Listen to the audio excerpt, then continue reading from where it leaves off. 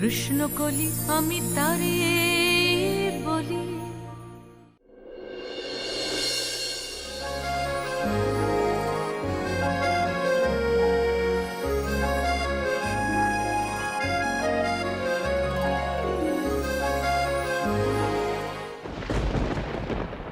এই রে, আবার ঝড় বৃষ্টি শুরু হলো নাকি? উফ, কি যে মুশকিল না। একদিকে সারা বিশ্ব এই করোনার ভয়ে মরছে, তার মধ্যে এই ঝড়। উফ বাবা, দেখি কি মুশকিলে পড়লাম। মা এদিকে অশুভ শক্তি বিনাশের জন্য বাড়িতে পুজো রেখেছেন। এই প্রথমবার আমাকে একটা দায়িত্ব দিয়েছে, আর সেটাও যদি আমি ঠিকমতো পালন না করতে পারি, লজ্জার ব্যাপার। দেখি না, ঠিক আছে। উফ, ওদিকের প্রদীপগুলো আবার নিভে গেছে, কি মুশকিল। যেভাবেই হোক এই প্রদীপগুলো আমাকে জ্বালিয়ে রাখতেই হবে, নাহলে সবাই বলবে এই মাম একটা প্রদীপও জ্বালিয়ে রাখতে পারে না। কি যে করি আমি এখন একা একা। উফ, আর এবার ওদিকের প্রদীপগুলো নিভে যাচ্ছে, আমি কোন দিকে যাব একা একা?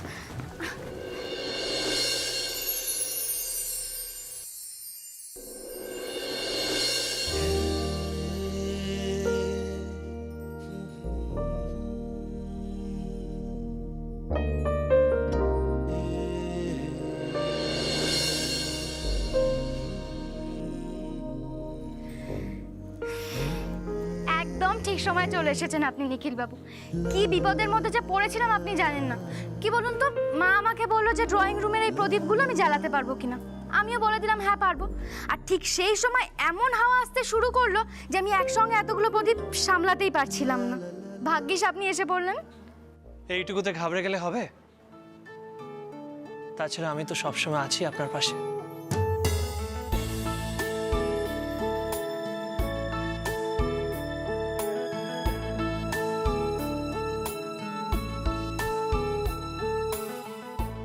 দেখুন, নিজেই দেখুন, একটাও প্রদীপ নেবেনি। দেখুন দেখুন, আপনি তো ভরসা। দেখুন কি সুন্দর আমাকে বাঁচিয়ে নিলেন।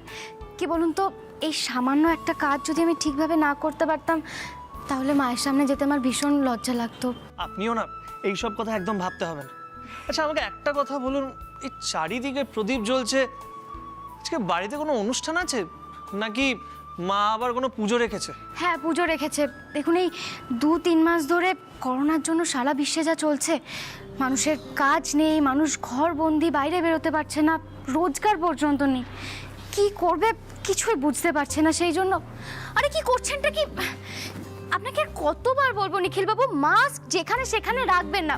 দিন আমার হাতে দিন। আচ্ছা, আর হ্যাঁ, আগে হাত স্যানিটাইজ করবেন, তারপর অন্য কাজ। ধরুন এটা, আমি স্যানিটাইজারটা আনছি।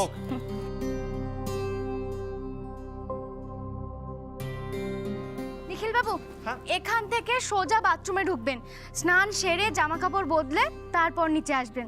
আর হ্যাঁ, জামা কাপড় কিন্তু ঘরে রাখবেন না, বাথরুমেই রাখবেন।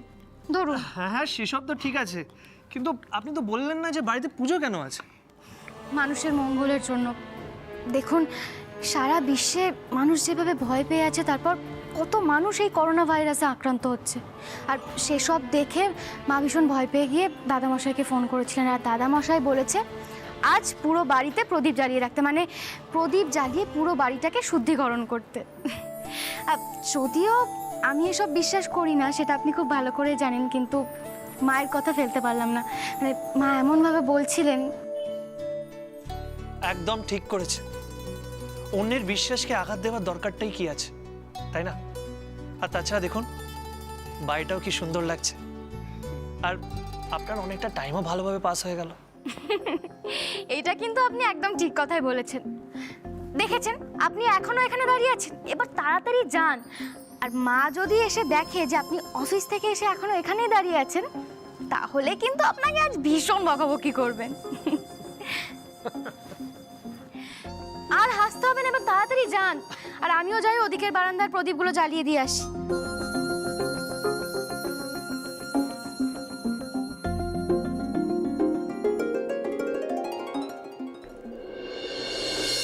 দেখতে দেখতে প্রায় 3টে মাস কেটে গেল, তাই না? কিভাবে যে 3টে মাস কাটলো। করোনা ভাইরাস আমাদের জীবনটাকে কেমন ওলট পালট করে দিল।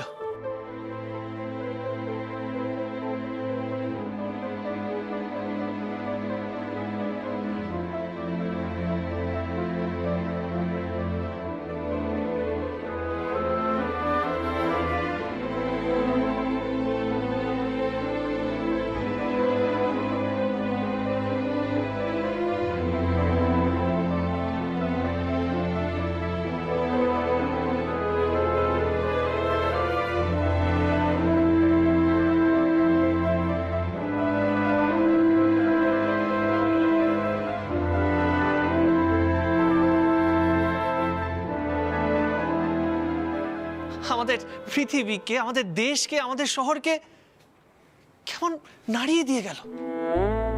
অবশ্য গেল কেন বলছি, এই ভাইরাসটা তো এখনো আছে।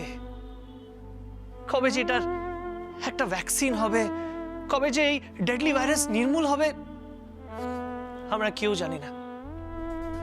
কবে যে আমরা করোনা মুক্ত পৃথিবীতে প্রাণ ভরে নিঃশ্বাস নিতে পারবো, কবে যে সহজে মানুষের কাছাকাছি যেতে পারবো, কিছুই জানি না। কিন্তু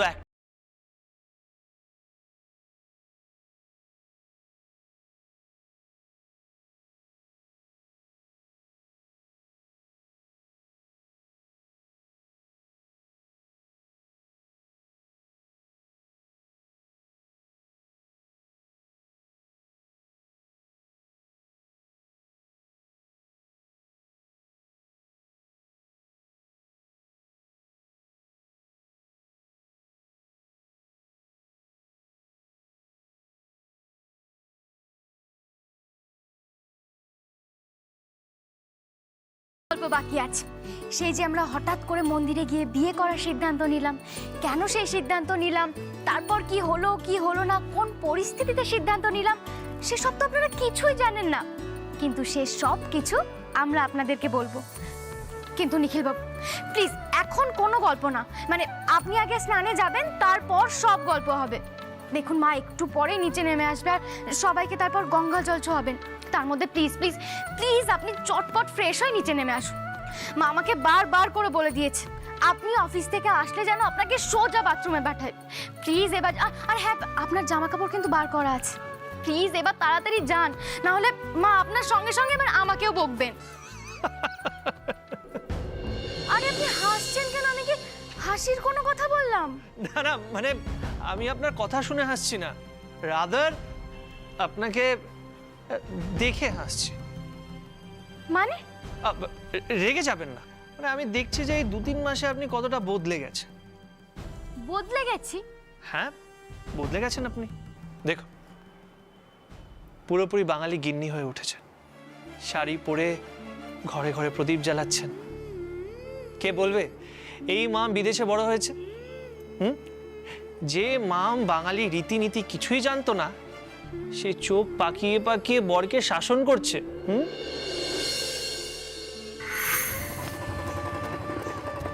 Hey mom, your princess is here.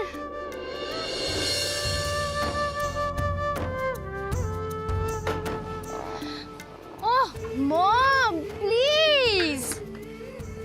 Oh, mom, my darling. Oh, wow. That's my mom. শোনা, মাটন করেছো তো? না, আজকে মাটন নয়, চিকেন। আর তুমি আবার একটু মাটন খাওয়াটা কমাও তো, এখানকার ওয়েদারও তো ঠিক নয়। ও ওয়াও, কি দারুণ গন্ধ বেরিয়েছে।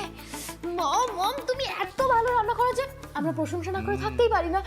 মম আমার খুব খিদে পেয়েছে, প্লিজ তাড়াতাড়ি খেতে দাও, আমি গান শুনতে শুনতে খেয়ে ফেলি। এই এই এই এই আমরা সবাই এখানে ডাইনিং টেবিলে বসে খাচ্ছি আর তুই সব সময় হয় সোফায় নয় খাটে। কি ব্যাপার বলতো, কবে চেঞ্জ হবি? শোন মনি, আমি যেখানে কমফর্ট ফিল করব আমি সেখানে বসেই খাবো। আর শোন, খেতে খেতে বেশি কথা বলিস না, ঠিক আছে? খেতে খেতে কথা বলা ব্যাড ফর হেলথ।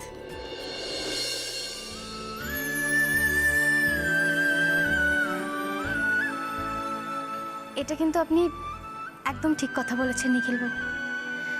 সত্যি মাঝে মাঝে আমারও মনে হচ্ছে আপনাদের সঙ্গে থাকতে থাকতে আমি সত্যি বদলে গিয়েছি। বোধহয় আপনাদের সঙ্গে একটু বেশি জড়িয়ে পড়েছি, তাই না?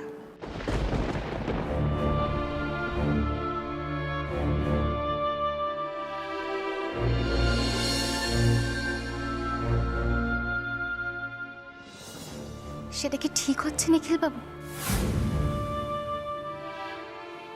আমি নিজেও বুঝতে পারছি না। প্লিজ মা, ভুলে যাবেন না, দেওয়ালেরও কান আছে। এইসব কথা না হয় আমরা পরে ডিসকাস করব, প্লিজ। আপনি কিন্তু এইভাবে হাসি খুশি থাকবেন, এইসব কথা একদম ভাববেন না। এভরিথিং উইল বি ফাইন, ওকে? আপনি এবার নিজের কাজ করুন আর আমি স্নান করতে যাই। যান।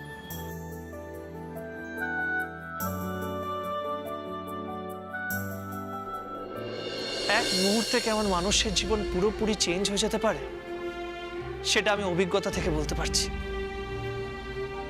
এই তো সেদিন শ্যামা আমাদের ছেড়ে চলে গেল। আমি আমি কত কত খোঁজার চেষ্টা করলাম কিন্তু খুঁজে পেলাম না শ্যামাকে। কি করে এড়াই, কি করে এড়াই, মন চুরি করে কে এসে, তুমি ছাড়া ব্রজের ঝুলো নাই, তুমি ছাড়া।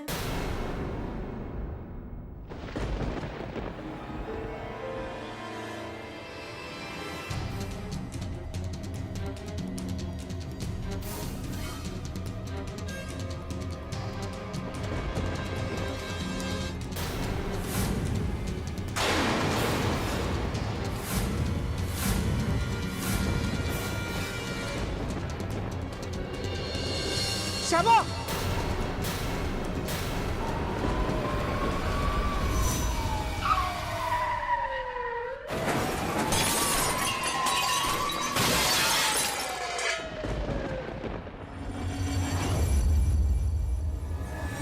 শ্যামা! শ্যামা! শ্যামা!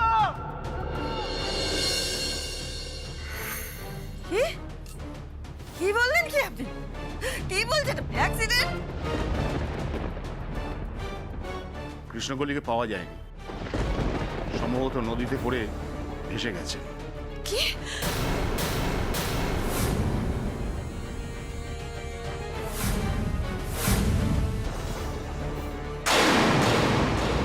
হতে পারে না, হতে পারে না এটা। আমি জানি শ্যামা, আমি জানি তুমি বেঁচে আছো আর তুমি আমাকে ছেড়ে কোথাও যাবে না। আমি জানি তোমার কিচ্ছু হয়নি শ্যামা, কিচ্ছু হয়নি। আমি তোমাকে ফিরিয়ে আনবো শ্যামা, ফিরিয়ে আনবো, তোমাকে কোথাও যেতে দেবো না শ্যামা, তোমাকে আমি ফিরিয়ে আনবো, ফিরে আসবে, দেখবে শ্যামা ঠিক ফিরে আসবে, ঠিক ফিরে আসবে। আর যদি শ্যামা না ফিরে, আমি শ্যামাকে নিজে নিয়ে আসবো মা, আমি নিজে নিয়ে আসবো।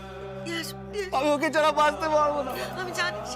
বাঁচতে পারবো না, ওকে ছাড়া আমি থাকতে পারবো না মা, থাকতে পারবো না। এমন তো কথা ছিল না, কথা তো ছিল ছেলে বৌমা নাতি নাতনি ভরা সংসার রেখে সুখে শান্তিতে আমরা স্বর্গে যাব, তাই না? তা না, আমরা বুড়ো বুড়ি একটা ফুলের মতো নিষ্পাপ মেয়ের শ্রাদ্ধ দেখতে। কেন এরকম ভাগ্যের পরিহাস বলতো?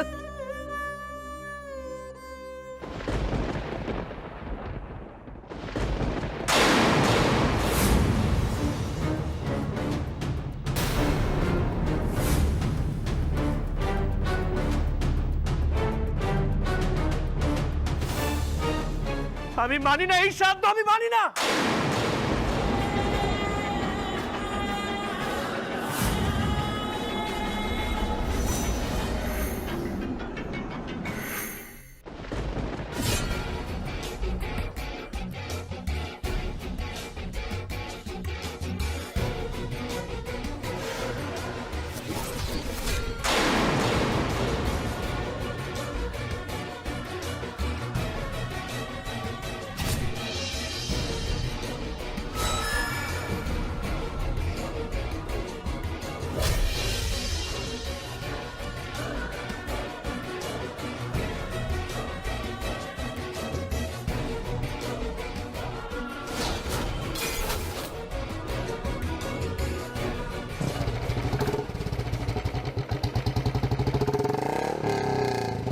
শ্যামা! শ্যামা! মেজো ভাই, কি হলো? মেজো ভাই, ওই বাইকটাকে ফলো কর, তাড়াতাড়ি ফলো কর। কেন? ওটা শ্যামা ছিল, আমি শিওর না শ্যামা ছিল। শ্যামা? তুই ফলো কর না। কি বলছিস তুই? ফলো কর।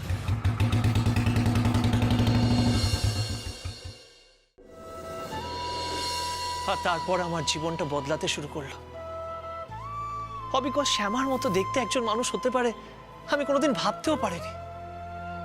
প্রথমে ভেবেছিলাম যে মা আর শ্যামা একই মানুষ, কিন্তু তা নয়, দুজনে পুরোপুরি আলাদা। শ্যামার গায়ের রং কালো, আমার কৃষ্ণকলি, আর মাম তো ফর্সা। কিন্তু দুজনের মধ্যে একটা মিল আছে, গান। মামও গান ভালোবাসে, অপূর্ব গান গান।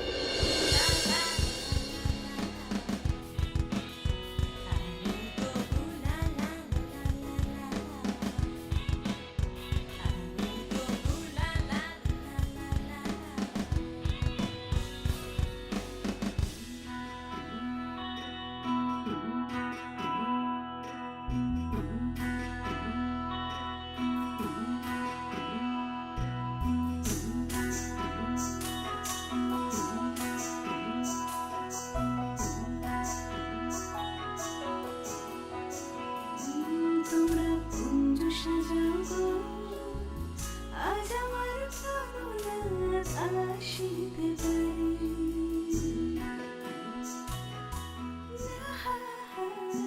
তোমরা কুঞ্জ সাজাও গো, আজ আমার প্রাণনাথ আসিতে পারে। আর সেই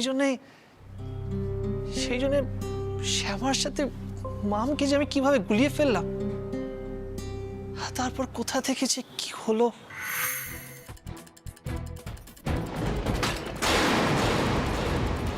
কে কি ওখানে?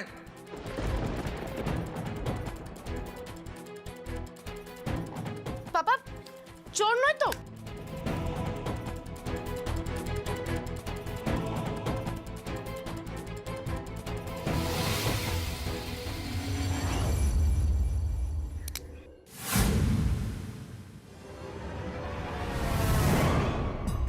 তোমাদের দেখে আমি বুঝতে পেরেছিলাম এখানে নিশ্চয়ই কোনো গন্ডগোল আছে।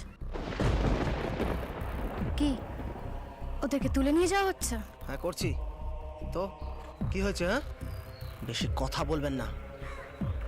শুনুন, আমি দেখতে যাব না আপনি কে। হ্যাঁ, জাস্ট এই ছুরিটা দেখছেন, এটা না চালিয়ে দেব। একদম চুপ করে থাকবেন, বেশি কথা বলবেন না। যান, নিজের কাছে যান। এই তোল, চল তোল, চল।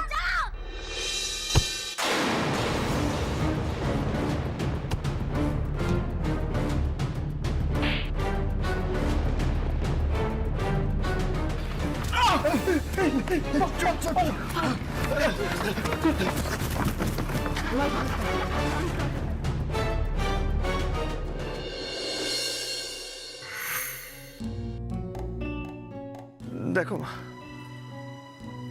তুমি নিজে দেখো,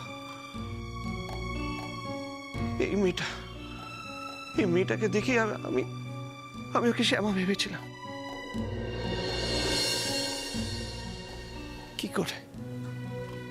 কি করে দুজন মানুষ আলাদা হতে পারে আমি বুঝতে পারছি না।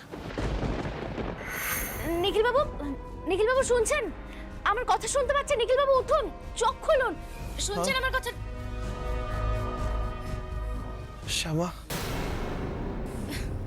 শ্যামা তুমি এসেছো?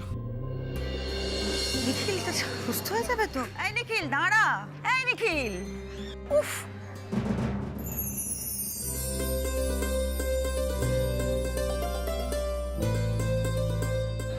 ওমা, তুমি? ওমা, তোমাকে শাড়ি পরে কি সুন্দর দেখাচ্ছে।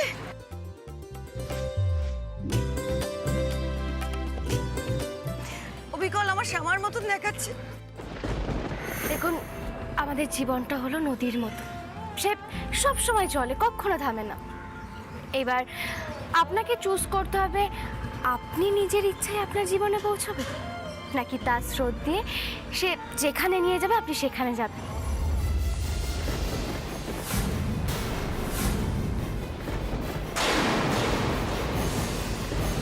ভাই,